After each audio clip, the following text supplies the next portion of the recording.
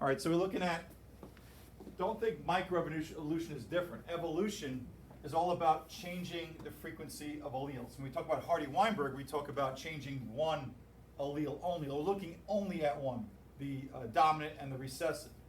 But you have to know that there are only three mechanisms that cause evolution, which means you're changing how much of alleles in the population for the next generation. Remember, evolution is about what's happening from generation to generation, not what happens to an individual, not what happens to a population during their lifespan. It happens to generations. Okay, you can't look at individuals. Individuals don't evolve. Populations evolve through generations. When you see, hey, the frequencies of a larger beak or a smaller beak change, or the color change, okay? So it's important you recognize that evolution, number one, doesn't have to be adaptive. There are types of evolution that are non-adaptive. This is adaptive. And believe me, yesterday we saw an example of adaptive in our crazy little activity, and that was, and we're going to talk about today, selective mating. Selective mating is part of natural selection. Why would, okay, females choose birds that are bigger, okay? Or why would a female choose a bird that has a brighter plume feather? You would think that has nothing to do with natural selection, but when you think about it, the males that are bigger and strong enough get the nutrition to support the color of their feathers. If you don't have the nutrition, if you're a male who is sickly or has bad alleles, who is not able to get the food necessary, it's not going to support the nutrition to produce that allele. Remember, we make proteins, okay, that help us provide our characteristics, but we require what? Outside nutrition to get the resources to do that. You understand that, of course, we have a allele for sight, but if we don't have the vitamin A in our diet, our sight isn't as good. So there's a support of the resources of the environment. We're tied to the environment all the time, and that's why environment and evolution are hand in hand.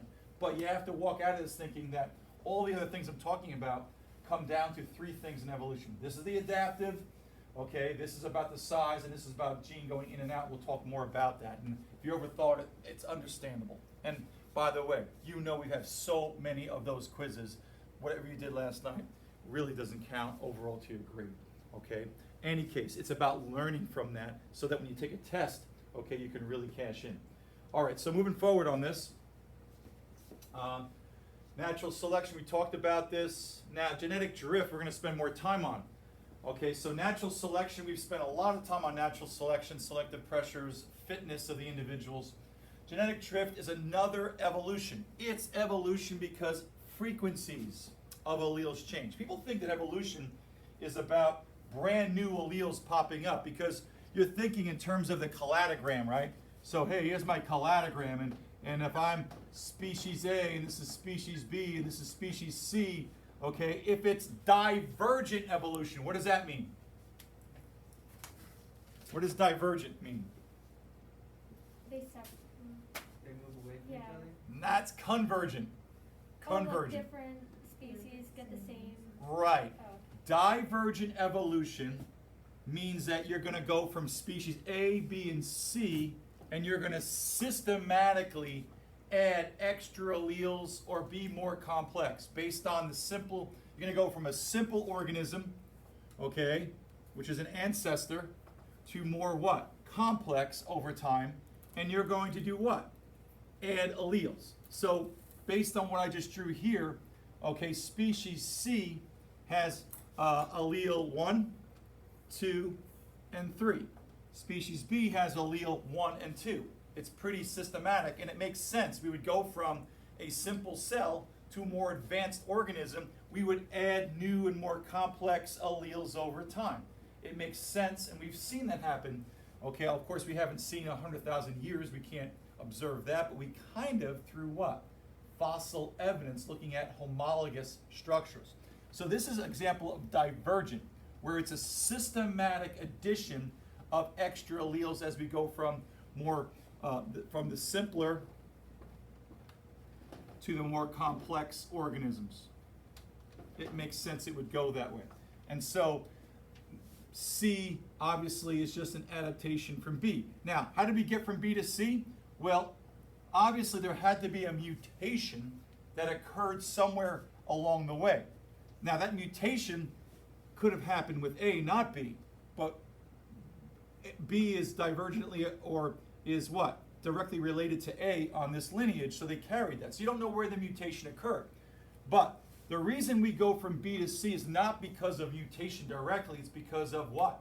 If we're talking about natural selection, we're talking about there was a selective pressure for that allele that was already present to jump up in frequency. When you think of your cladograms, these changes right here of a trait occur because of a selective pressure that's selected for that trait, and that means the next generations, what do we have?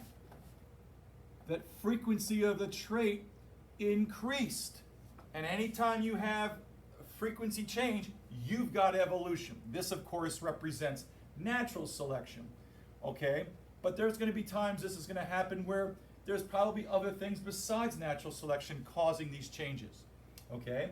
And that could be genetic drift and or a gene flow, and those aren't as systematic, as logical, okay? But it's important we realize that. Now, you also learned last night, if you didn't know, that speciation occurs because somehow, some way, they lost reproductive compatibility. That means that somehow, if these are different species, they can't breed with themselves.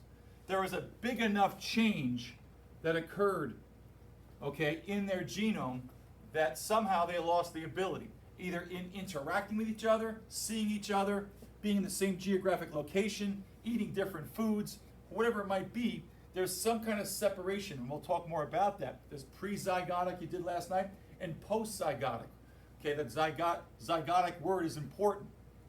Okay, so I'm trying to tie everything in, all right? Now, convergent, if you remember, would be something like this. Because I know people struggle with that idea. So convergent would be a scenario like this, where we go up, and now we're here, and make this B. I know I'm going out of order, D, okay? And this, all right, could be 3 as well. So if this is allele 3 right here, happening for C, okay, you notice D isn't anywhere here. So you would say independently of each other, okay, they have the same selective pressure and do it differently. That'd be convergent. But divergently is you go nice in order. There's a systematic, hey, I get more complex, I came from you. Whether you got a cladogram or a phylogenetic tree, I don't care. Common ancestor, this could be what?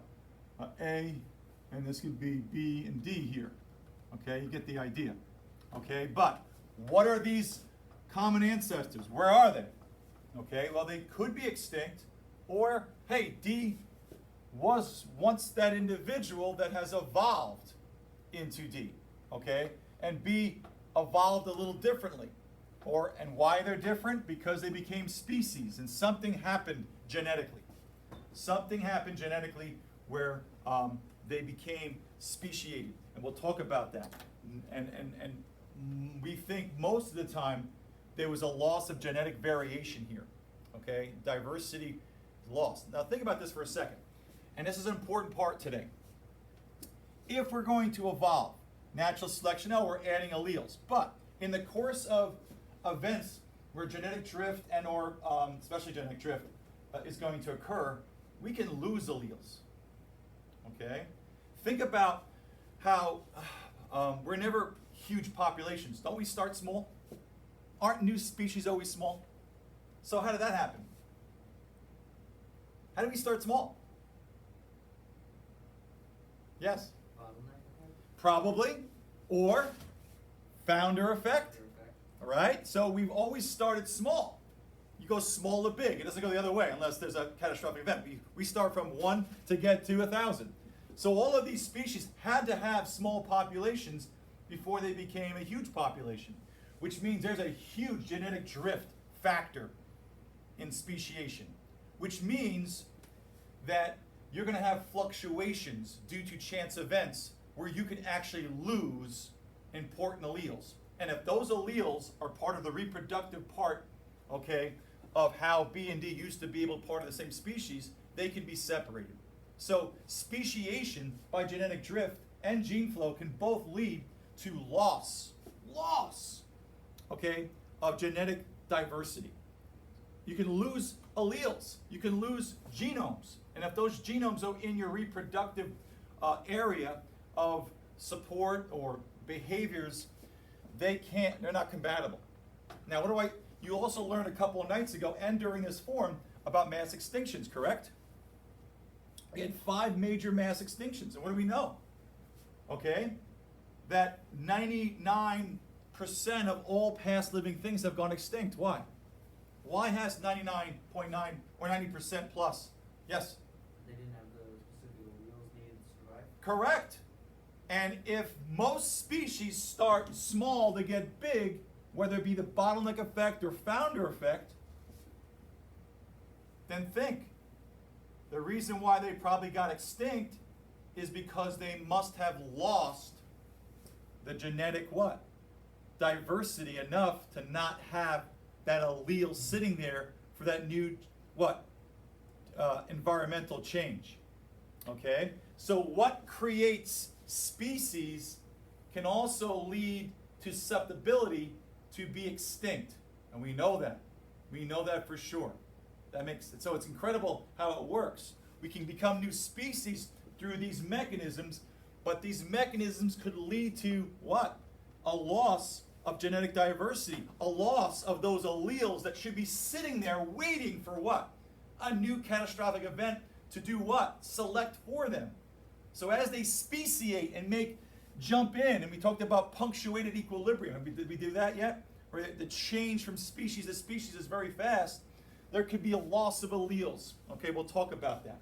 So I'm trying to connect dots from what we're learning. Now, natural selection, okay, doesn't quite work that way. Okay, but natural selection can also select for certain alleles. And therefore, if you select them over time, you can eliminate or possibly keep the other alleles at really, really low quantities. So natural selection, especially, what kind of selection is this? Where normally we have a bell curve, right? We've been talking about the bell curve in our statistics, right? We talked about, hey, what if there's a shift? What kind of selection is that? Yes? Directional selection? Yeah. Okay, this might be the color of the moth. Peppered moth, right? It was like gray and this is black. And there's a shift to that frequency due to a selective pressure. But you still have what? You still have some in your population, okay? But what about this type of selective event? What if we have this right here? Okay, and I'll draw it over here. What if I have this?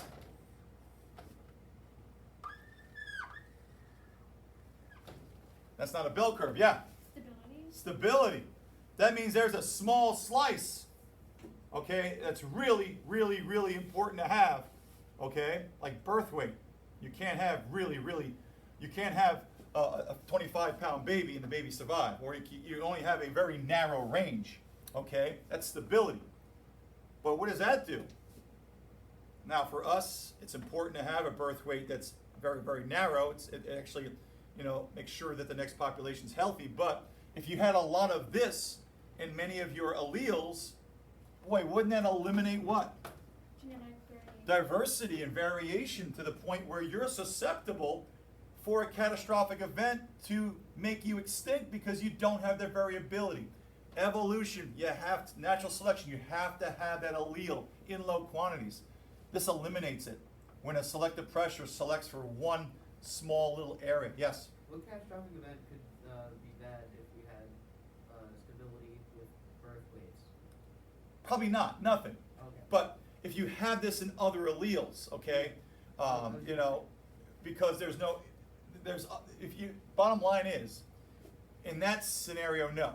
Okay. Actually, that actually is very helpful.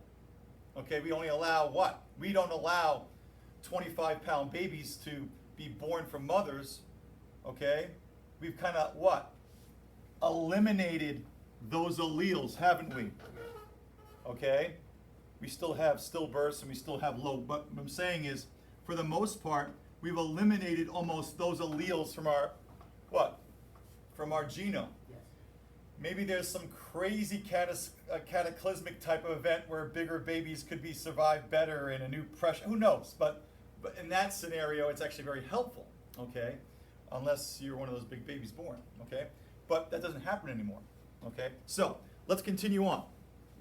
All right, and so I'm hoping you got some connection there, all right? Now, we did this yesterday, but I'll make sure we get this. So genetic drift is a mechanism of evolution where the frequencies change because of chance events, but it really is magnified in low population. That's why in Hardy-Weinberg, you're gonna have big populations. So if you look at these flowers, we've got red, pink, and white, and these are all the different combinations. White is two big W's, big R's, and there's a heterozygote. So this is codominance, right? Where you have the white and the red make the pink, okay? And so you have all three phenotypes present there, okay? Just by chance, the bees, let's say, only pollinate these guys. Well, they pollinate all of them, but these are the seeds that actually get carried to the next year. Maybe some animal randomly ate these flowers, okay? And so the next offspring, we go from having 70% of the red allele in our environment, now is down to 50%. Doesn't seem like much, and it's not huge, but it's huge in the population. You had a 70% chance of the next population to have a what? A red allele. Now you only have a 50% chance. That means the next offspring is going to have what? A lower chance of having red, which means we have an opportunity here to have a death of an allele. And let's just let's say in the next generation, these guys cross with themselves only, and these seeds get eaten. Now this is of course a violent description of it, but now you can see what we have here: the death of an allele. And if we're looking at flower color, but what if that was some part of your genetic code that has something to do with reproduction? It changed it a little bit. You lost an allele for reproduction. No longer possibly would this flower be able to crossbreed with this flower. Okay, it's just an example. So there is genetic drift. We drifted away from this number just because of the chance events of who actually got to mate and what alleles actually survive the next generation. You don't have that with big populations because yes, there's chance events, but there's such a big population. 70% of all flowers have that big red allele. That's not going to change much. That's going to stay constant, okay, if you're in Hardy-Weinberg. But small populations, depending upon who gets to mate and what seeds get planted, can change it to the point where you actually lose part of your genome. You lost the chromosomes that were recessive. You lost that part of your genome. You lost that expression, okay? All right, another great example is this, okay? Let's say you have a jar, and it's 50% red marbles and 50% blue marbles. Do I have the colors right? Okay, cool. All right. All right, now, so we're going to blindly put our hands in, okay? We're going to put our hands in. Now, these are not a big jars. There's only, what, 20 marbles, right? So we're going to put our hands in, okay? And we're going to pull out, just by chance, okay, one at a time, okay? And we'll put it, then we'll take one out. Hey, it's red, okay? And then we'll put it back and shake it again. And so, just by chance, I picked out more blue than red. So there's 1, 2, 3, 4, 5, 10, there's 20 marbles here, right? So I took this thing, shook it up, pulled one out, it was blue, okay? I put a blue one here, put this blue one back, shook it again, I pulled out another blue. And a 50-50 chance, correct? Like flipping a coin. But just so happens, because there's only 20 marbles, I wound up getting a little more blue than red. Now, based upon the blue and reds I pulled out, I'm going to start the next generation. got a lot more blue. There was a 50% chance to get blue, 50% chance to get red. But now in the next generation, it's like almost 75% chance of getting blue. You have 75% of your alleles in your population that are blue. It was 50. So what do you think the chance of me pulling blue? Is it going to increase or decrease? Increase. It's going to keep increasing to possibly I don't have any more of the other allele. That's genetic drift. And again, if that allele is tied to what? Reproductive success with yourself, with your next organism, or the ones that you're not longer with, you can't breed with them anymore for different reasons, post-zygotic or pre-zygotic. That's how speciation occurs. But what does it do really? It lowers your genetic diversity, which makes you bet. So what makes us have tremendous species on the planet also provides us, okay, susceptibility for extinction. Hey, this kind of evolution mechanism is a balance. You can't have one without the other. You can't have the perfect everything, okay? And that's why those mass extinctions we talked about last year and into that form I'll talk about tomorrow, okay, killed most of the organisms. Hey, they grew up, they speciated, they started from small to big, so founder or bottleneck event created those scenarios. They were in genetic drift, losing what? Alleles. And they lost enough of them in the reproductive area to change. And of course, they lost them in other areas too. Species start getting very different from each other. Remember a couple of weeks ago, I put up the birds, the Galapagos Island birds, the phylogenetic tree was a big part of the form, okay? Those finches are really starting to look so very different from each other. That's a finch, and he's got a beak the size of a toucan. And some finches have a tiny beak that, the size of my, finger, which is big for some people, okay? That's really important. Now, I want to give you another way to look at this, okay? There's a really cool program that I had open here. There we go. All right. And I want to show you this. Let me explain this program. Okay. Now, this is the frequency of allele A1. That could be a recessive or dominant, doesn't matter. We're going to look at that. Okay. And I'm going to clear this. Okay. Now, these are generations. Remember, evolution is not by an individual. It's not by a population. It's change that occurs from one generation to the other. That's when I said to you, if you're in Hardy-Weinberg equilibrium and the frequency of the P is 0.35, what's the frequency of the P in the next generation? The same, okay, because you're still in that equilibrium. There's no what? Mutation, there's no evolution, population size is big, no genetic drift. Okay, now, here's what I'm going to do. I'm going to make my population size big, okay? So I'm going to put a bunch of zeros here. So I have 100,000. Okay, I have 1 million. I'm going to run this. Now what this is going to do is, this is going to basically say the frequency of A1 is 0.5. Okay, which means the frequency of my P is 0.5, my Q is 0.5. This is the frequency. So we're going to start here. Okay, so 1 million people are now going to mate randomly in this big population with no gene flow, nothing going in and out, in this huge population, okay, with no selective pressure, okay? This is what you get.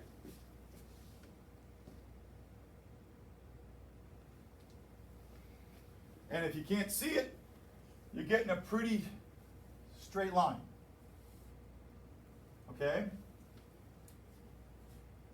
It's going to change a little bit by chance, but there's so much numbers, it's pretty stabilized. So we're going to see that there's a line. The frequency of allele is not changing enough to say there's something happening or there's no evolution. Okay, it's kind of boring, so let's stop that.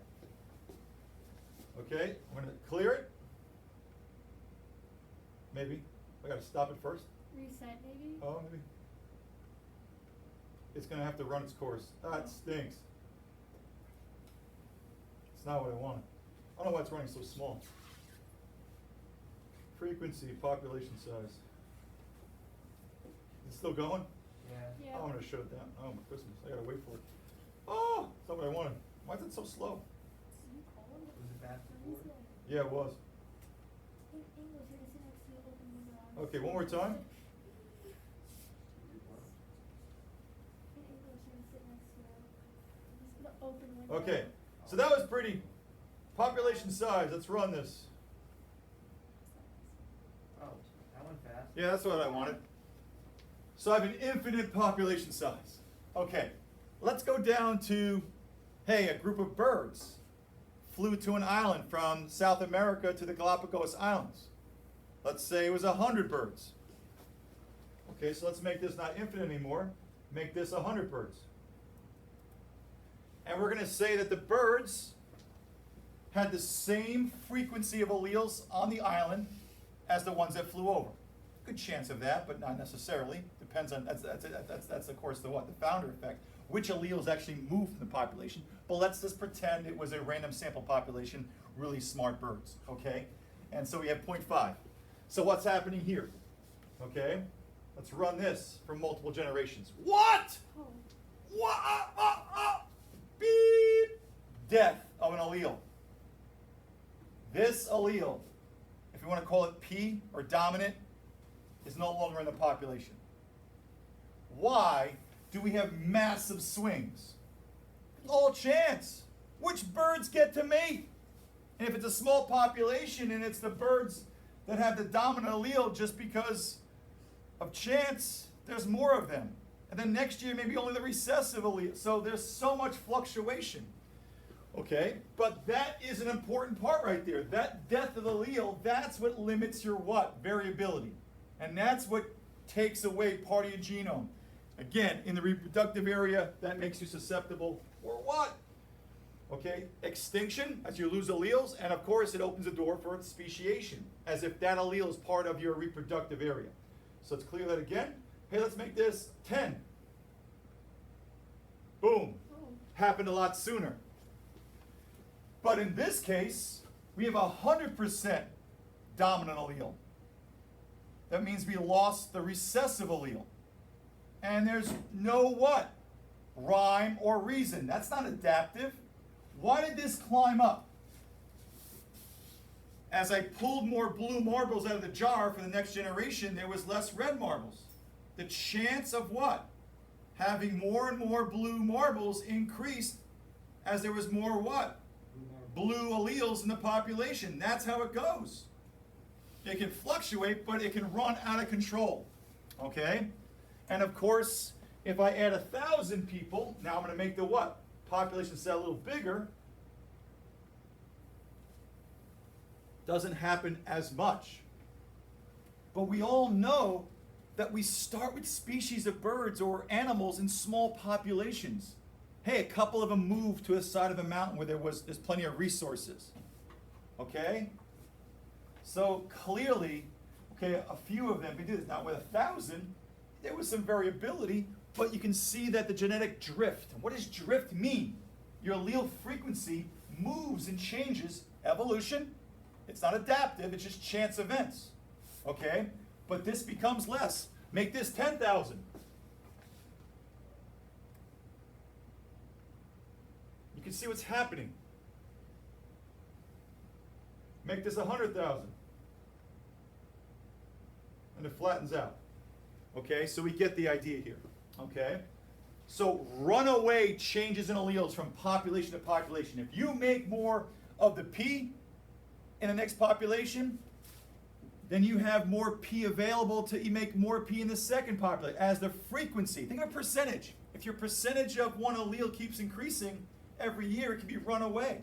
Runaway losing an allele. Okay, moving on. Back to reality. Up there goes gravity. Okay, moving on.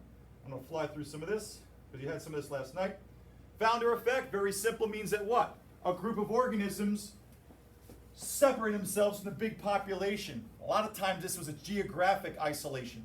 Okay, hey, the birds in the Galapagos Islands came from a bigger population. But what birds left? The ones that left have a different ratio of what? Alleles than here. And with a small population, drift could occur. Okay, that's the founder effect. Bottleneck effect. This again is not a form of evolution, but it opens the door for evolution. This is where organisms can get killed off. Okay? Hey, the herd ran off the cliff, but 3 didn't. Okay? But the ones that are left have a different ratio of available alleles in others, and again, this could also kill off an allele in low numbers.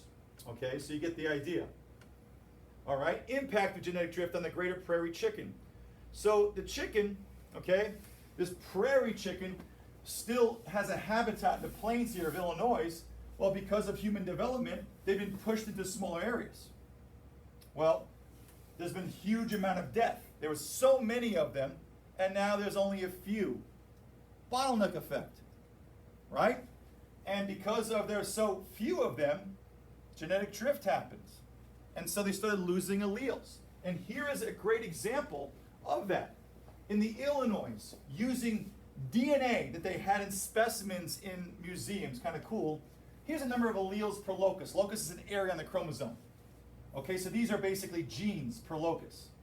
In 1930s to 60s is 5.2.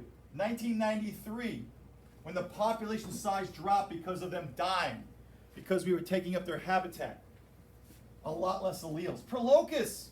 So we're just talking about the alleles for reproductive success and speciation, but there could be ones that what? Are part of good health. It's just chance. Okay? No bottleneck effect where you had Kansas, they have a lot. Nebraska where there's no bottleneck. So you can clearly see that per locus, per position on every piece of every chromosome, you've got less genes working. Okay? So the percentage hatched got lower because this happened to be per where the hatching alleles are lost. Okay? So it's a great example of the bottleneck effect decreasing genetic variability, which opens a door for these guys to go extinct. All right? All right, so we did that. Gene flow consists of movement alleles among populations. Now this one's harder to see, but gene flow can cause you to lower or increase your diversity based upon. Alleles can be transferred through the movement of fertile individuals or gametes, pollen, and gene flow tends to reduce variation. Okay, it can increase it, but generally speaking, it tends to reduce among over time. And the reason for that is it disrupts your natural Hardy-Weinberg equilibrium. If you keep pumping that population with more dominant alleles, what are you doing? You're going to increase the chance of the next what? The next generation to have more dominant alleles. And then when you do have more dominant alleles, what happens? You have less of the recessive.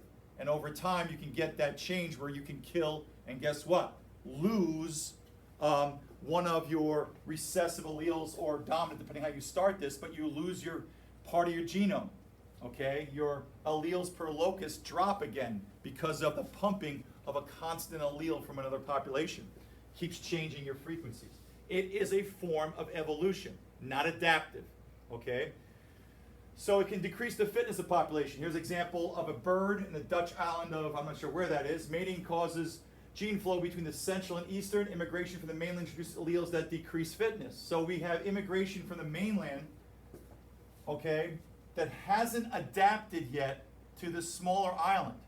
So so we have individuals who are not selected for the survival in an island. Let's talk about that. It's a great example. So we've got ourselves an island, okay, off, and these are so many great examples in biology where they love to study, okay, like Galapagos Islands where we have, you know, a big landmass where there's huge population, and then you've got a new geographic location, okay? So obviously, at some point, birds traveled here, founder effect.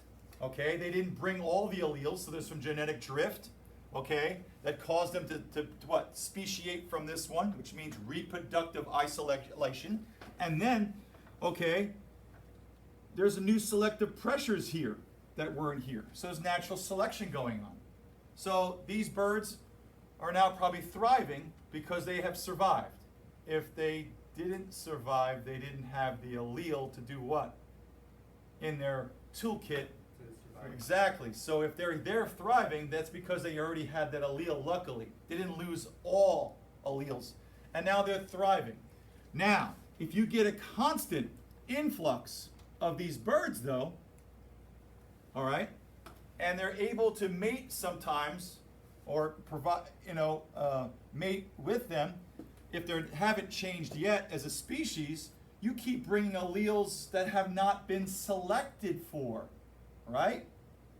So what you're going to do is these birds who have alleles that are selected for the mainland are bringing alleles that are not selected for in this little island, and so you decrease the fitness of these birds. They don't live as long. Okay, so there's an example of how gene flow can really hurt and lower your variability. Okay, immigration from the mainland introduced alleles that decrease fitness. Fitness is reproductive success. These are catchwords you must have. Speciation is reproductive isolation. Natural selection selects for alleles that increase fitness. Absolutely. Birds in the central region with high immigration have a lower fitness. Yeah, that's basically what I just said there. Okay, moving on.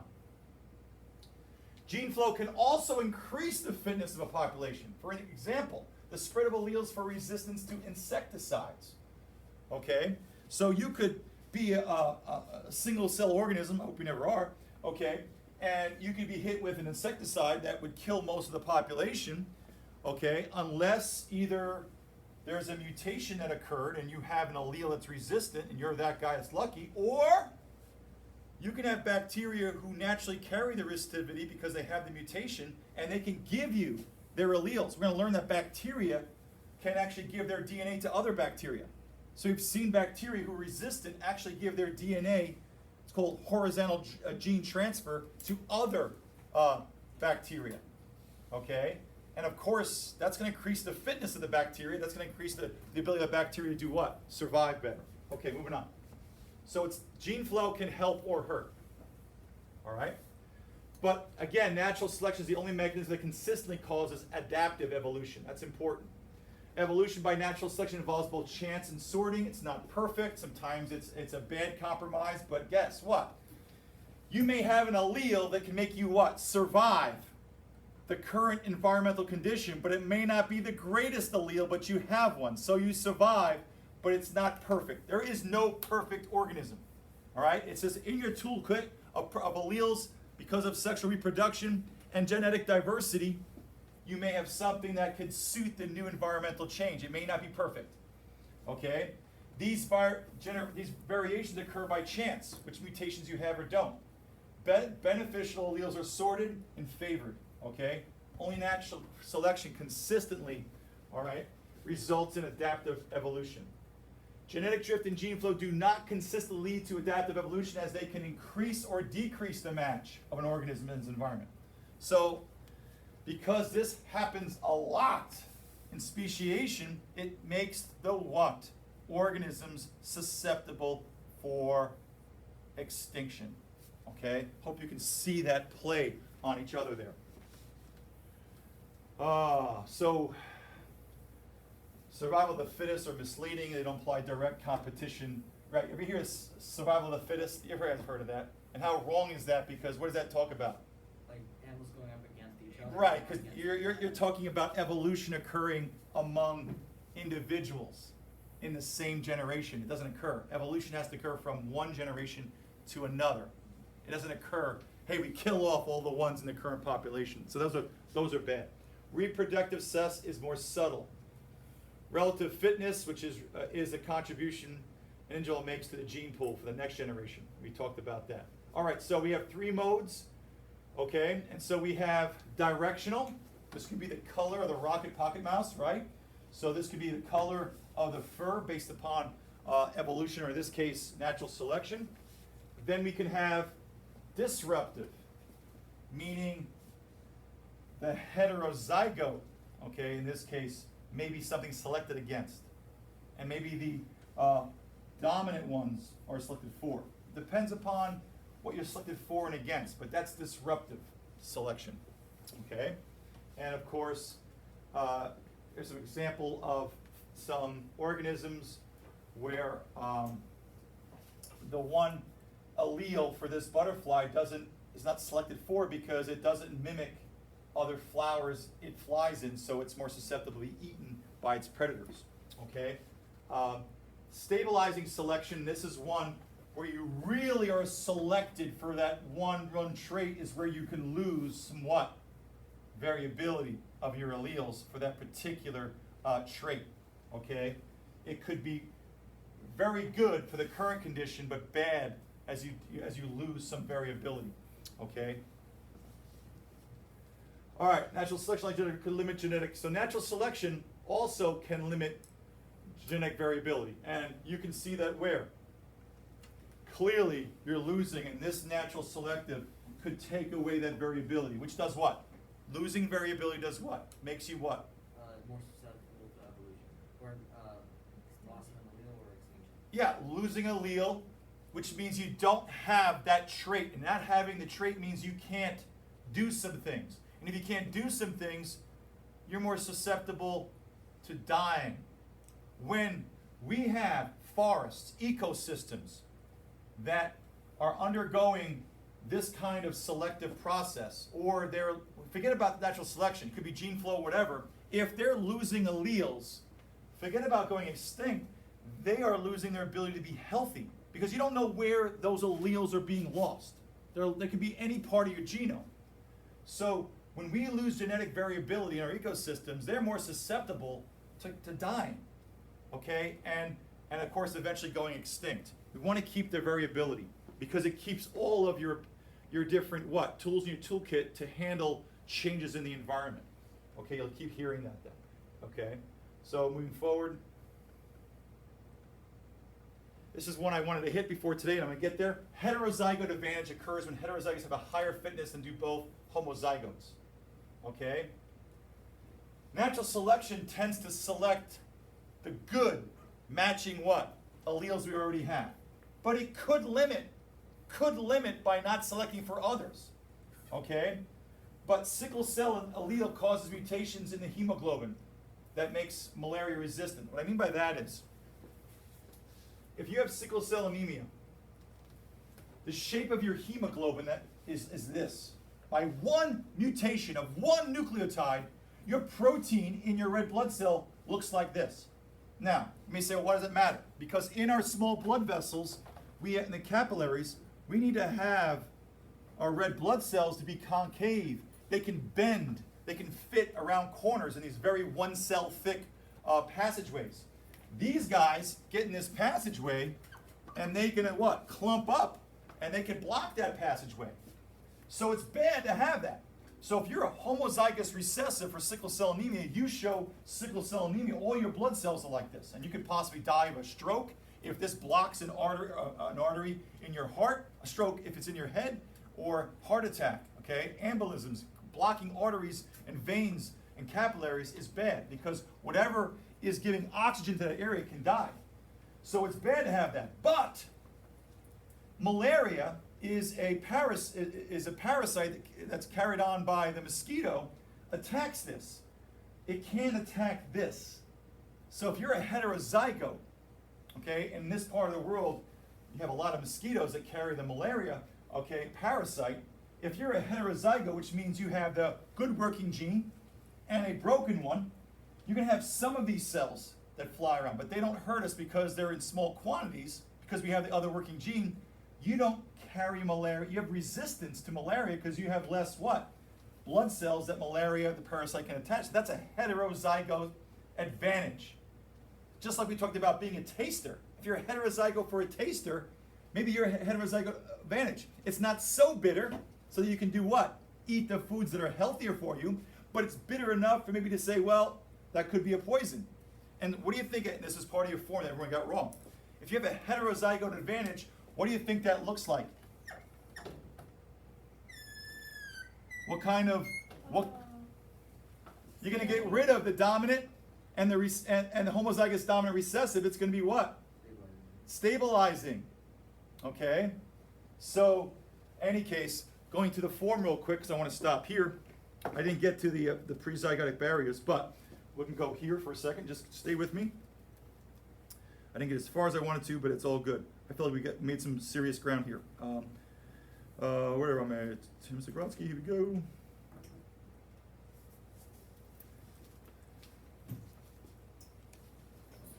Okay, and then here. So, okay. Okay, so I'm going to go over this some more tomorrow. These are pretty good. I want to stay where, this is bad. Check all the columns that are appropriate. Okay, gene flow, not adaptive, only natural selection. reduces or can reduce genetic variation? Absolutely. Can lose alleles here. The movement of alleles among populations is gene flow. Only. In and out. Can change the allele frequencies. All of these. Because that's what? They're all evolution. Okay? Look at 57%. People realize you needed what? For natural selection is not about a movement of alleles of populations. That's gene flow. Okay? And 93%. These are good. These are bad. Okay? I know it's challenging. The bottleneck is a sudden reduction. A few individuals become isolated. Well, I can see why you might check that, but you die doing that. In any case, we'll talk about these tomorrow. All right? Have a great day. You too.